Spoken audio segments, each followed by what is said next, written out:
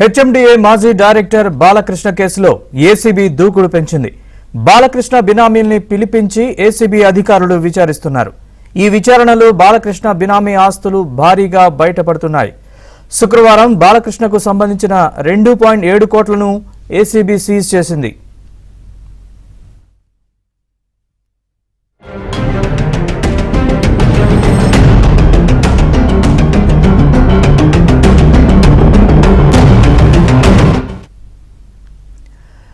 ఇక బాలకృష్ణ భార్య రఘుదేవి పేరుతో దేవి శారీ సెంటర్, అలాగే సౌందర్య బొటిక్, సౌందర్య రెడీమేడ్ డ్రెస్సెస్ పేరుతో నకిలీ సంస్థలు ఏర్పాటు చేసినట్లు ఏసీబీ గుర్తించింది. మరోవైపు 2 షెల్ కంపెనీలు ఏర్పాటు చేసి బాలకృష్ణ సోదరుడు నవీన్ ఐటీ రిటర్న్స్ ఫైల్ చేసినట్లు ఏసీబీ అధికారులు చెబుతున్నారు. కూతురు పద్మావతి హోమ్ ట్యూషన్స్ పేరుతో ఐటీ రిటర్న్స్ ఫైల్ చేశారు. ఇదిలా ఉంటే తమ భూములపై బాలకృష్ణ అక్రమంగా అనుమతులు జారీ చేశాడంటూ ఏసీబీకి బాధితులు ఫిర్యాదు చేస్తున్నారు.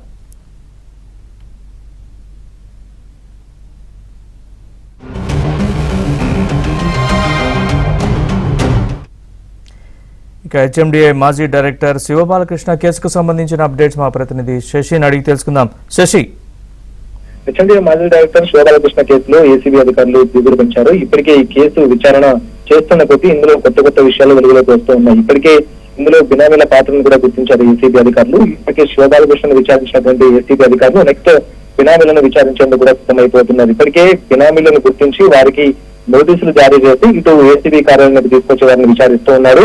ఇక మిగిలిన బినామీలను కూడా విచారించడానికి ప్రయత్నం చేస్తున్నటువంటి సమయంలోనే భారీగా శివబాలకృష్ణకు సంబంధించినటువంటి ఆస్తులు బయటపడుతూ ఉన్నాయి. మరోవైపు శివబాలకృష్ణకు సంబంధించినటువంటి సుమారు 2.7 కోట్లను ఏసీబీ అధికారులు సీజ్ చేశారు. ఇదొక అంశం అయితే శివబాలకృష్ణ ఫేక్ ఐటీ రిటర్న్స్ కూడా ఫైల్ చేసినట్టు ఏసీబీ అధికారులు గుర్తించారు.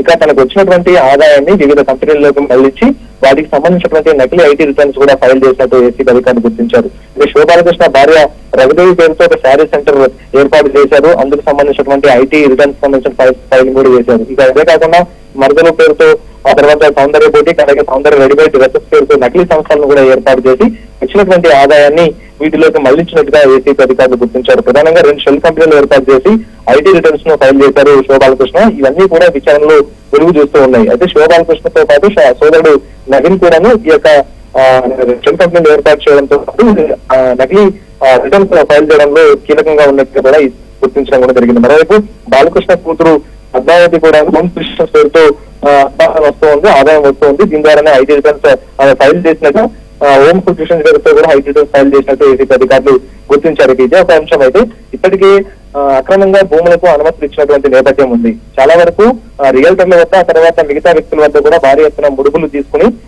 భూములకు అక్రమంగా అనుమతులు జారీ చేశారు. ఈ నేపథ్యంలో ఇటు బాధ్యులు కూడా పెద్ద ఎత్తున ఏసీబీ అధికారులకు మొదలుపెట్టుకుంటున్నారు. మరొక ఏసీబీ డీజీ సివి ఆనంద్ కలిపి ఇప్పటికే బాధితులు ఫిర్యాదులను కూడా అందజేస్తున్నటువంటి సందర్భం అయితే ఉంది. సో మొత్తానికి కేసు దర్యాప్తు చేస్తున్న కొద్దీ శివబాలకృష్ణకు సంబంధించినటువంటి విషయాన్ని వెలుగు చూస్తున్నాయి. ఇప్పటికే కోట్లాది రూపాయల అక్రమ ఆస్తులను గుర్తించారు ఏసీబీ అధికారులు. ఇంకా కేసు దర్యాప్తు చేసే కొద్దీ కొత్త విషయాలు కూడా వెలుగు చూస్తూ ఉన్నాయి.